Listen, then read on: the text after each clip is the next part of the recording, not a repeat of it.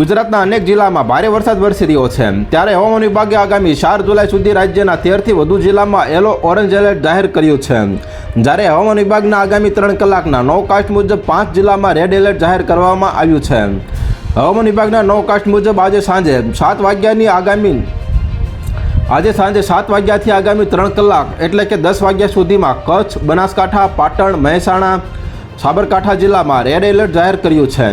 હવામાન વિભાગની આગાહી મુજબ આવતીકાલે રવિવારે કચ્છમાં અતિ ભારે અને બનાસકાંઠા, સાબરકાંઠા, અરવલ્લી, મહીસાગર, દાહોદ, પંચમહાલ, દેવભૂમિ દ્વારકા, પોરબંદર, નવસારી, વલસાડ જિલ્લામાં ભારે વરસાદને લઈને યલો એલર્ટ જાહેર કર્યું છે.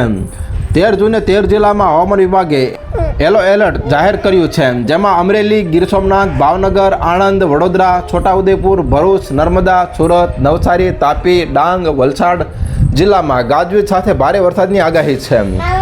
1-2 જુલાઈના રોજ નવસારી અને વલસાડમાં અતિ ભારે વરસાદનું ઓરેન્જ એલર્ટ અને સુરત, તાપી, ડાંગ, ગીર સોમનાથ, અમરેલી, ભાવનગર, સાબરકાંઠા, અરવલ્લી, મહીસાગર, દાહોદ જિલ્લામાં ભારે વરસાદનું યલો એલર્ટ જાહેર કર્યું છે.